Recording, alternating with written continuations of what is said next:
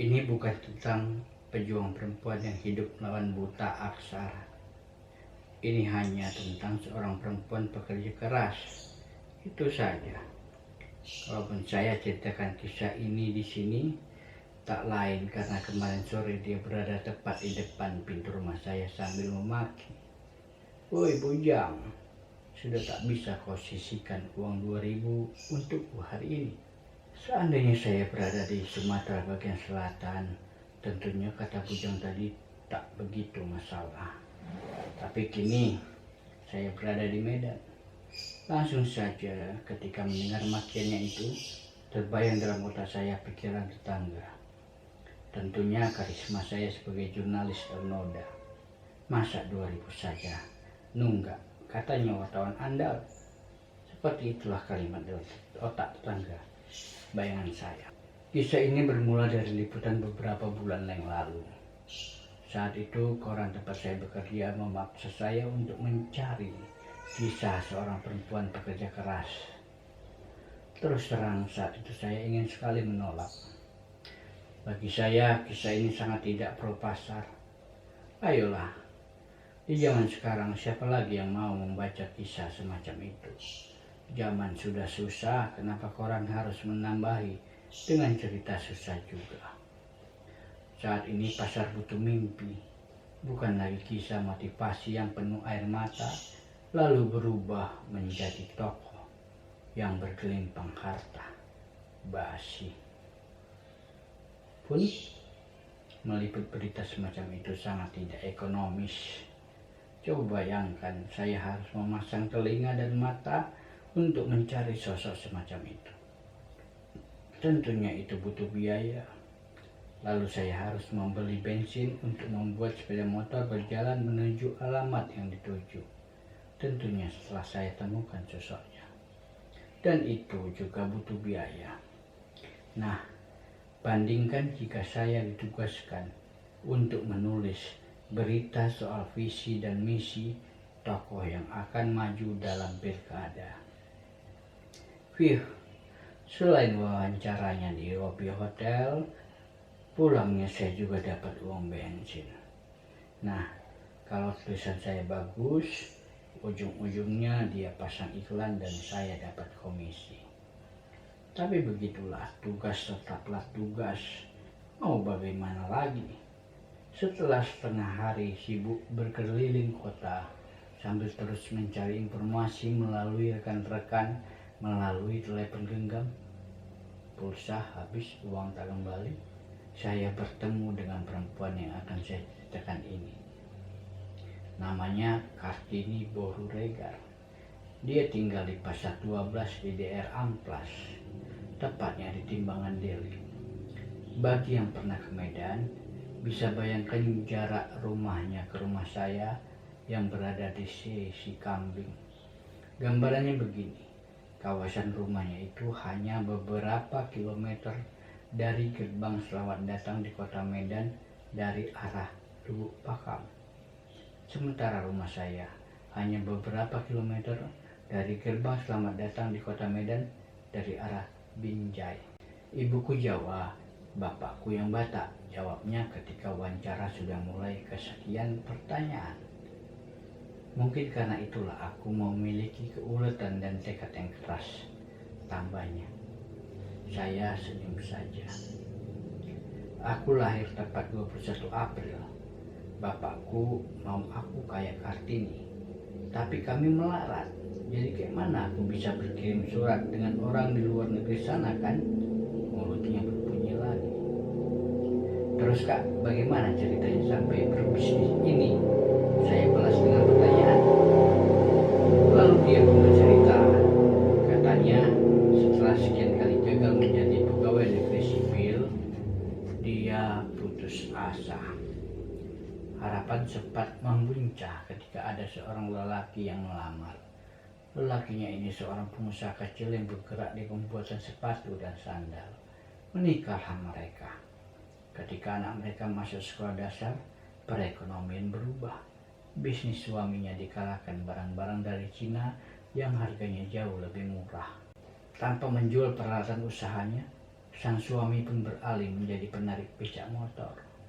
Memang pendapatan suaminya bisa mencapai 50.000 lebih per hari, tapi itu ternyata tak cukup.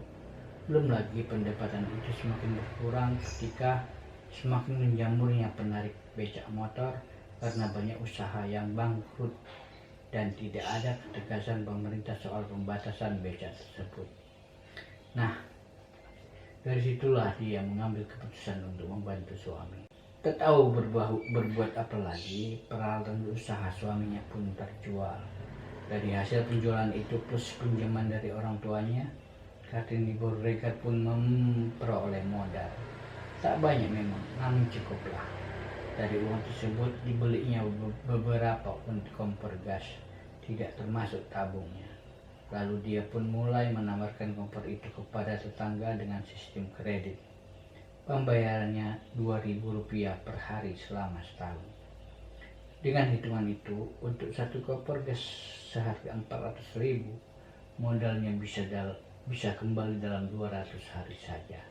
Dan dia meraup untung sebesar Rp330.000. Siapa yang peduli dengan uang 2.000? Uang sebesar itu kan untuk anak beli jajan sehari. Jadi mereka merasa tak keberatan. Apalagi tak meminta mereka pakai uang muka, apalagi anggunan. Cukup alamat jelas dan fotokopi KTP saja. Begitu kutawarkan, langsung mau mereka, jelasnya. Terus Kak, kabarnya sudah menyebar hampir ke seluruh Medan. Enggak juga lah, tak sampai ke Belawan, kayaknya. Jadi tiap hari kakak pergi ke Bogor dari sekolah kan? Iyalah, harus tiap hari. Itu perjanjiannya. Kalaupun dia kasih 10.000 untuk 5 hari, pasti kutolak. Perjanjiannya sehari 2.000. Jadi tidak ada alasan menunggak karena dia bayar duluan, pun aku tak mau. Sendirian. Awalnya iya, tapi karena semakin banyak yang berminat, sekarang sudah kuajak saudara dari kampung untuk membantu. Begitulah. Setelah selesai wawancara, tetap saja tak dapat uang bensin dan menulis di kantor, saya pulang. Sampai di rumah sebagai suami yang baik, saya ceritakan hal itu pada istri. Maksudnya, saya kagum dengan Kartini Borregar itu. Ya, untung-untung kalau istri bisa termotivasi. Bayangkan saja, dari Rp2.000 per hari, Kartini Borregar meski tidak begitu mewah, kini telah memiliki sebuah mobil dan sebuah rumah. Memang sudah berapa tahun dia usaha semacam itu bang? Tanya istri saya. Sekitar 10 tahun. Pantaslah. Kok? Iyalah, memangnya sudah berapa banyak pelanggannya? Katanya kalau dihitung sejak awal sudah lebih dari 1.000 orang. Itu dia.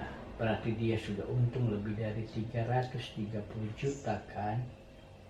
Dan saya tersenyum saja. Entahlah, istri saya ini memang sangat konvensional. Bagi dia, sebagai kepala keluarga, lelakilah yang harus bekerja. Perempuan cukup mengurusi urusan domestik. Ya sudah, perbincangan kami pun beralih ke bidang lain. Biasalah, membicarakan tetangga yang baru saja membeli kulkas baru. Beberapa hari berselang setelah tulisan saya dimuat, masalah mulai datang. Ketika malam, selesai melakukan tugas mulia bersama istri di Pembaringan, dia pun mulai merayu. Katanya kompor minyak milik kami sudah mulai tak beres, dan tetangga juga sudah mulai meninggalkan kompor minyak. Singkatnya, dia minta dibelikan kompor gas. Belum ada uang kita, jawab saya saat itu. Mendengar jawaban saya, dia tidak merengut seperti biasa ketika permintaannya ditolak. Dia keluar kamar dan mengambil koran yang memuat tulisan saya tentang Kartini Borregar itu. Cukup 2.000 per hari bang, ucapnya dengan semangat. Ya sudah.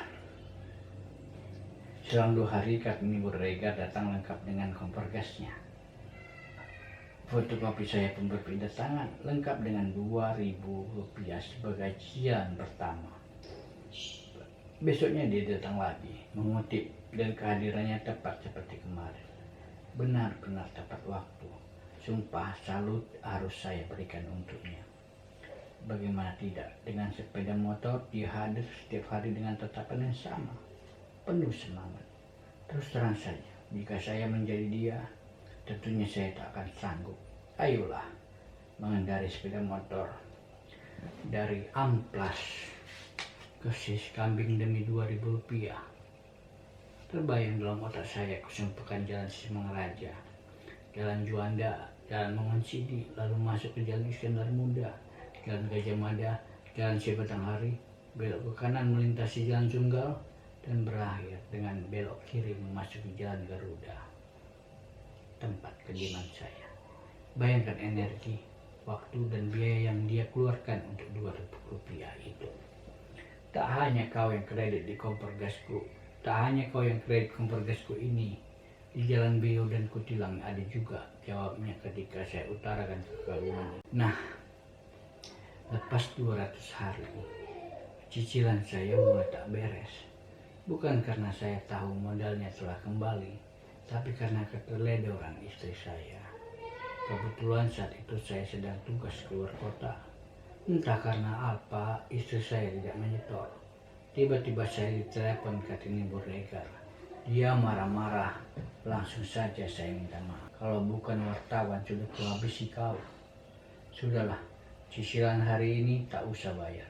Tapi ingat, besok tak ada istilah tak bayar, ancamnya sambil mematikan telepon. Malamnya langsung saja saya marahi istri. Bukan karena takut dengan Kartini Burregar, tapi saya ingin istri saya disiplin. Alah, cuma 2.000 aja pun, balas istri saya pula. Bisa ditebak, setelah itu istri saya malah tak bayar. Untung saya wartawan. Lagi-lagi Kartini Burregar hanya bisa mengancam. Terhitung sudah puluhan kali kami menunggak cicilan. Praktis cicilan hanya terbayar hingga hari ke-200. Maka jangan salahkan Kartini Burregar ketika kemarin dia menjadi beringas. Sudahlah kak, kuselesaikan sekarang semuanya. Maaflah, kemarin memang ada yang tidak benar dengan keuangan kami. Bah, wartawan tak punya 2.000. Entah kenapa, begitu dia bicara seperti itu, emosi saya naik. Gampang kalau soal uang, tapi janganlah bawa-bawa pekerjaanku itu. Kakak juga makin hebat karena tulisanku itu kan. Hadi-hadi kau bicara.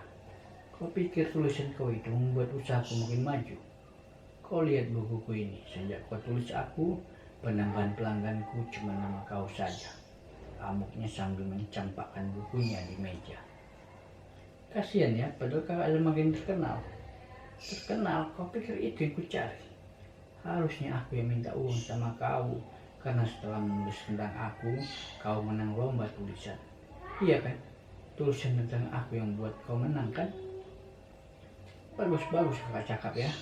Aku menang bukan karena kakak jadi tokoh di tulisanku. Itu karena tulisanku yang bagus.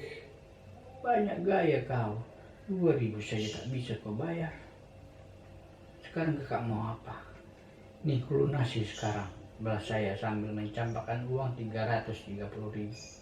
Sumpah, saat itu saya begitu ingin tak mau berhubungan dengannya lagi. Kartini Burregar tertawa. Sudahlah, ambil semuanya biar tak perlu lagi kita jumpa. Kontrak kita setahun. Aku tak mau. Jadi tak mau kau bayar 2.000. Ku bayar semuanya. Sekali lagi, aku hanya mau mengutip 2.000. Mau kau bayar atau tidak. Begitulah. Saya ceritakan soal perempuan bersama Kartini Burregar ini pada Anda. Dan berharap ada yang simpati dengan apa yang saya hadapi kini. Medan, Maret 2011.